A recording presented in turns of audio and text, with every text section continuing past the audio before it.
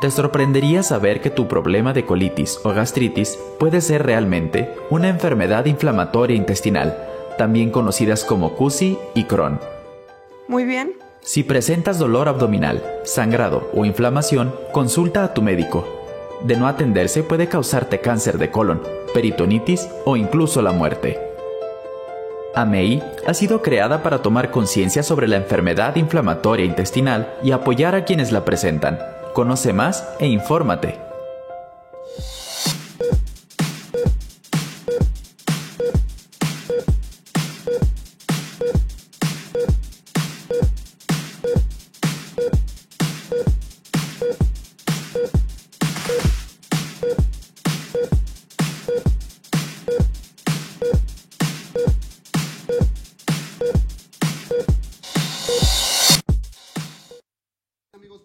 Aquí a tu programa Tu Médico en Casa. Estamos aquí con la doctora Giovanna Arteaga Müller. La doctora Giovanna Arteaga Müller es médico internista y aparte es gastroenterólogo de aquí de nuestra ciudad. Ella va a estar aquí pues ayudándonos con algo del tema que vamos a tratar el día de hoy acerca de el daño renal secundario a la diabetes, esta enfermedad tan frecuente que se presenta pues en todas partes. Realmente en México es algo muy muy frecuente. Muchas gracias por estar aquí con nosotros, doctora. Muchas gracias por la invitación, doctor. Pues, sí. Pues vamos a ver, la diabetes es una enfermedad muy muy frecuente y hemos visto que esta enfermedad de diabetes es muy frecuente que se presente en estos pacientes en los que tienen diabetes. Sí existe una relación causa-efecto, o sea, ¿la diabetes sí produce insuficiencia renal? Así es, doctor. Mire, se estima que aproximadamente 350 millones de pacientes en nivel mundial son diabéticos y de estos la causa mayor de enfermedades crónicas o efectos secundarios que tiene la diabetes es nefropatía diabética, así como el daño también en los ojos. La nefropatía diabética ocupa uno de los principales causas de enfermedad renal crónica terminal. Esta relación entre la diabetes y la insuficiencia renal depende de algún factor dentro de del cuidado de la diabetes, o todos las personas que tienen diabetes pudieran llegar a desarrollar la enfermedad en el riñón. Sí hay factores, pues, sobre todo los genéticos, que pudieran hacer que tuvieran una nefropatía diabética en etapas más tempranas, pero todos los pacientes que son diabéticos pueden desarrollar enfermedad renal por nefropatía diabética, y esto es a causa de la eliminación de proteínas por el riñón, que son causadas por el exceso de glucosa en el organismo. Este exceso de glucosa se ha observado que tiene una agresión importante a prácticamente todo el cuerpo. ¿Hay alguna parte específica en el riñón donde cause mayor agresión cuando los pacientes, pues bueno, siempre están pensando, bueno, no me va a hacer poquito, no me hace daño? Los pacientes diabéticos, es muy frecuente que encontremos a los pacientes pensando en que a lo mejor un refresco, si lo diluyen con la mitad de agua, no les va a hacer daño. No, claro. Es cierto, o sea, esa es una completa mentira. Pero si existe un descontrol de la diabetes, ¿hay algo que pueda llegar a agredirse más en el riñón que alguna otra parte? Sí, así es. La azúcar alta va a lo largo de todo el torrente sanguíneo, entonces entra al riñón, y cuando la glucosa está muy, muy elevada, hace que la barrera del filtrado, donde filtra toda la sangre y elimina las toxinas y todo lo demás que hacen las funciones del riñón, se vea afectada y tenga un aumento en la presión y haga que elimine proteínas, o incluso el marcador que tenemos ahora actualmente en los últimos años es microalbuminuria, que es una eliminación que se puede detectar en cantidades muy escasas y que se puede detectar en los pacientes diabéticos, que es la eliminación de microalbuminuria por un examen de orina. Podemos detectar si estos pacientes están tirando escasas cantidades de proteína. Esta proteína llamada albúmina empieza a escapar en poca cantidad. Así. Cuando el riñón empieza a afectarse un poco dentro de lo que es pues la historia natural de la enfermedad renal. Así es. Y esto entonces nosotros lo podemos detectar tempranamente. Así es. Lo principal de esto es, uno, pues prevenir la diabetes o retrasar la aparición de esta cuando es diabetes de tipo 2. Cuando es diabetes de tipo 1, pues es la diabetes juvenil, que es cuando el páncreas no produce absolutamente nada de insulina. La diabetes tipo 2 es cuando el páncreas deja de producir insulina en cantidades pues no suficientes para el organismo y entonces empieza a tener glucosas elevadas. Entonces, lo principal es prevenir la diabetes. Si esto ya no se puede hacer, si la diabetes aparece, entonces hay que tener un control de glucosa. El control de glucosa es la piedra angular en el tratamiento para evitar que exista o que se desarrolle la nefropatía diabética. La nefropatía diabética tiene varios estadios, son 5.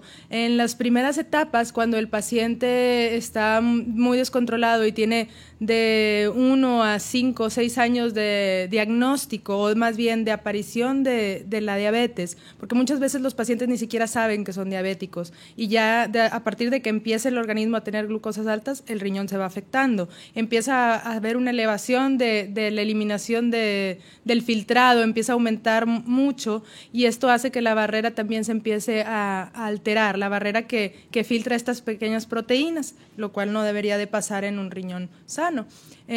Posteriormente, a los 10, 15 años de que el paciente está con este filtrado escaso de proteínas, pues la barrera está muy dañada y empieza a tirar proteínas de una manera masiva, de una manera muy importante, y es cuando los pacientes diabéticos pues empiezan a hinchar y empiezan a detectar que tienen un problema renal. Desgraciadamente ahí pues ya está establecido el daño y el tratamiento sigue siendo el mismo, sigue siendo controlar la glucosa para tratar de que no se estén eliminando tantas proteínas, así como el control del peso, el control, por ejemplo, si el paciente fuma, que deje de fumar, porque también el ser diabético obviamente es un riesgo cardiovascular para todos los vasos del organismo y esto también se debe de evitar, dejar de fumar, controlar el peso, controlar la glucosa y en algunos casos sí dar medicamentos, por ejemplo, si los pacientes tienen la presión elevada, dar medicamentos para la presión arterial que también nos ayuden a disminuir un poco el filtrado de las proteínas.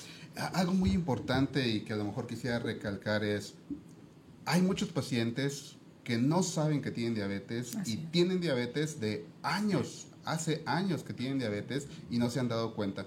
¿Qué sugerencia tenemos con estas personas? Lo principal es prevenir y para esto hay que hacer sus check-ups. Los pacientes, todas las personas que tengan pues mayor de 18 años deben de hacerse un check-up por lo menos anual. Para saber que, sobre todo si tienen la carga genética, si tienen la carga genética que los padres o el hermano tuvieron diabetes de manera temprana, 25, 30 años, pues inmediatamente ellos en ese momento ir a hacerse un examen de glucosa en ayunas o un examen incluso 2 horas después de los alimentos para ver qué tanto es que aumenta la glucosa con los alimentos. Muy bien, muy bien. Amigos, vamos a una pequeña pausa. Ahorita regresamos en un momento más aquí con la doctora Giovanna Arteaga y ella nos está explicando un poquito acerca de lo que es la enfermedad renal en el riñón, la enfermedad renal en diabetes, en los pacientes que tienen problemas con diabetes y que han estado descompensados. Vamos a una pequeña pausa y regresamos.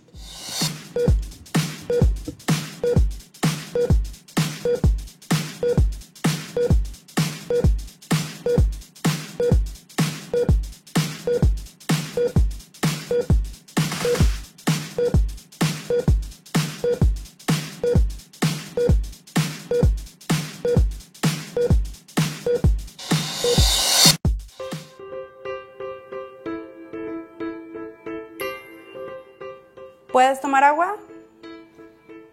Sí, puedo tomar agua. Y también jugos y leche, cierta leche, pero sí puedo tomar agua. Estás pagando culpas de tus antepasados. ¿De verdad piensas eso? ¿De verdad crees que el Ser Supremo o Dios sería alguien tan injusto como para hacerme pagar por algo que no hice? No, no lo creo. Seguramente cambiando la dieta se te quita. Cambiar la dieta me puede ayudar a disminuir los síntomas, pero más bien no cura la enfermedad.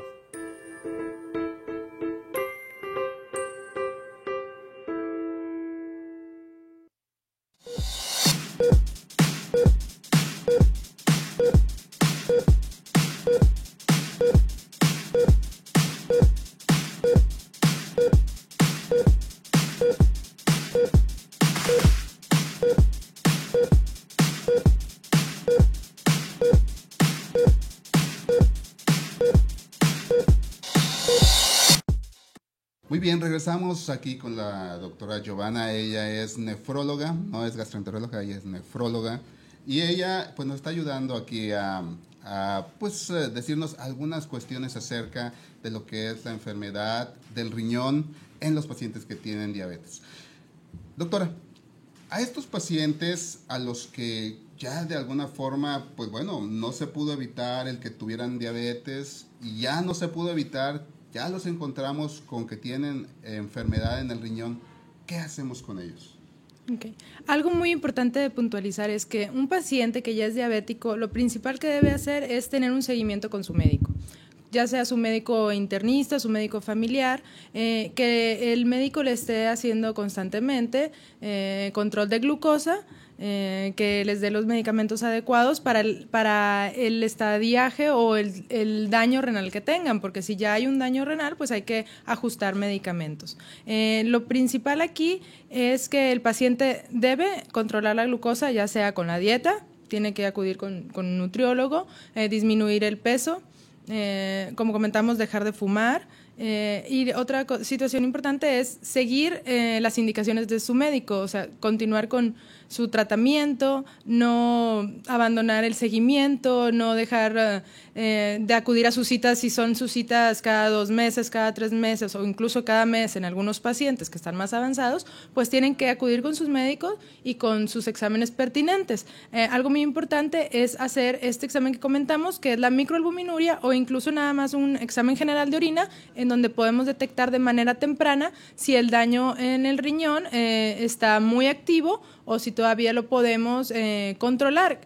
Los pacientes que tienen cualquier etapa de enfermedad renal crónica causada por nefropatía diabética se pueden estabilizar en el momento en que se encuentra el daño, dejar ahí para no dejarlo avanzar, para que no requiera nunca diálisis o hemodiálisis, o retrasar lo más que se pueda avanzar para la enfermedad renal crónica terminal que requiere terapia ya sea de diálisis o hemodiálisis. ¿Cómo es esta terapia, doctora? ¿Qué es lo que el paciente tiene que hacer una vez que ya no fue posible contener la enfermedad en el riñón y que este riñón ya se vuelve un riñón en estado terminal? ¿Qué tipos de tratamientos? ¿Cómo se hacen esos tratamientos? Okay. La diálisis es para pacientes que pues ya tienen un daño muy avanzado y puede ser de 2 tipos, que es la hemodiálisis, es donde se coloca un catéter o una fístula, que es un acceso venoso en donde se conecta unas líneas que van a una máquina de hemodiálisis, que sacan la sangre, la pasan por un filtro y esta elimina las toxinas y hace el funcionamiento de los riñones, pero nunca un funcionamiento al 100%, hace un funcionamiento aproximado del 20%, que es con lo que un ser humano puede vivir. La diálisis peritoneal es un catéter en la cavidad abdominal y este catéter nos ayuda a pasar un líquido a la cavidad abdominal, en donde una pequeña membrana que tenemos en el abdomen, que se llama peritoneo, por eso se llama diálisis peritoneal, nos ayuda como el filtro de la máquina, pero nos ayuda dentro del cuerpo. El líquido que nosotros ponemos en el abdomen, junto con esa mallita que se llama peritoneo, nos hace el filtrado de las toxinas, y entonces así se eliminan las toxinas cuando se saca el líquido que nosotros metemos por medio de unas bolsas, por el catéter, se saca el líquido ya con toxinas. Y esta diálisis es muy cómoda porque se puede hacer en casa. La hemodiálisis sí tiene que acudir a algún centro a realizársela, algún centro de hemodiálisis. Y esto, doctora, ¿durante cuánto tiempo pudiéramos mantener a un paciente en esas condiciones? O sea, ya en hemodiálisis o en diálisis peritoneal, con respecto de su función general del cuerpo, ¿cómo esta función que le estamos dando, una función pues artificial, diríamos, es como un riñón artificial? Así es. ¿Hasta cuánto tiempo pudiéramos mantenerlo con estos tipos de tratamiento?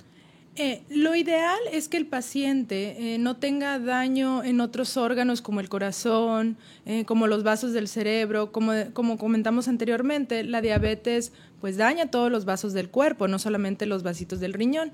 Entonces, si el paciente no tiene daño, como quien dice, en los vasos grandes del cuerpo, pues puede tener muy buena expectativa de vida dentro de la diálisis o la hemodiálisis. Y esta nos puede servir como una terapia puente para un trasplante renal, que sería ahora sí la curación para su enfermedad de nefropatía. ¿Okay? Lo ideal es hacer un trasplante en este tipo de pacientes. Muy bien. Ese trasplante, más o menos como cuánto tardará, o sea, si hay algún paciente que se le diagnostica la enfermedad, que se observa que es candidato para trasplante, una vez que entra ya a la lista, ¿sabemos como cuánto tardará en que se le realice ese trasplante? Sí, depende del centro donde se realice el trasplante y siempre y cuando sea un trasplante de donador cadavérico. Los trasplantes se pueden hacer de dos maneras. Un donador vivo puede ser una amistad o un familiar o esposo o hijos o padres que puedan donar un riñón. Cuando es de donador vivo es muy rápido, solo se le hacen un estudio a los dos y si los dos están aptos tanto para donar como para recibir el órgano, ese trasplante se hace rápidamente, o sea, al cabo de varios meses en que se terminan todos los estudios.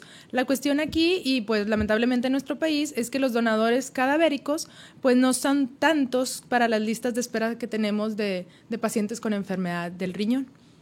Okay. Entonces sí puede prolongarse 1 año, 2 años. En el Instituto Mexicano del Seguro Social pues tienen listas de esperas mucho más grandes porque obviamente ven muchísima población, entonces sí pueden prolongarse hasta 5 años en promedio. Muy bien, y es entonces una forma de mantener al paciente aproximadamente por 5 o más años estas hemodiálisis o diálisis peritoneales. Así es, sí, es una forma de mantener al paciente con un funcionamiento, no al 100%, pero sí que cumpla con las funciones básicas para mantenerlo con vida. ¿Hay alguna limitación de estos pacientes que están yendo a hemodiálisis o a diálisis peritoneal, alguna limitación física que les represente estos tratamientos? Realmente estos pacientes pueden trabajar, más que nada es el tiempo que le invierten, pues obviamente la hemodiálisis dura aproximadamente 4 horas y la diálisis peritoneal se hace en casa, puede ser en casa cada 6 horas o puede ser en casa con una máquina, que también existe una máquina que la hace automática y la hace en el transcurso de la noche, pero estos pacientes, si están en buenas condiciones, sobre todo si son diabéticos, si no tienen daño en el corazón, si no tienen daño en las piernas, que les evite caminar adecuadamente, estos pacientes están en buenas condiciones incluso para trabajar. Ok, entonces es prácticamente un sustituto durante un tiempo estos tratamientos. Así es un sustituto durante un tiempo para que podamos hacer darle ese tiempo extra para hacer un trasplante o mientras está en lista de espera. Y pues bueno, obviamente si el paciente sigue con malos hábitos, pues se va a ir deteriorando más. Todos estos pacientes requieren, uno, pues hacer su diálisis adecuadamente en los días que requiera, y lo otro es tener un seguimiento médico continuo para mantenerlo en el mejor estado posible. Muy bien. Doctora, pues se nos termina el tiempo, pero si alguna de las personas que nos están viendo quisiera contactarla, ¿cómo pudiera contactar con usted? Claro que sí. Bueno, mi correo electrónico es dra.muller@nefrologa.com. A ver, otra vez. Es dra.muller@nefrologa.com. Perfecto, muy bien. Es con la doctora Giovanna Arteaga. Y bueno, pues amigos, pues le damos muchas las gracias aquí a la doctora Giovanna por haber estado aquí con nosotros y pues despejarnos algunas de estas dudas que tenemos sobre la enfermedad del riñón, esta enfermedad que pudiera ser tan frecuente en los pacientes con diabetes y incluso en algunos pacientes sin diabetes pudiera llegar también a presentarse.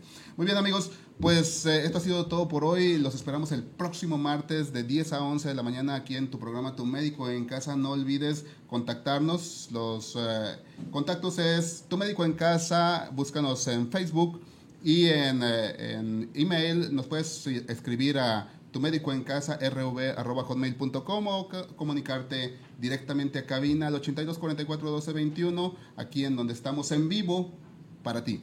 Muy bien amigos, pues hasta pronto, los vemos el próximo martes. Saludos.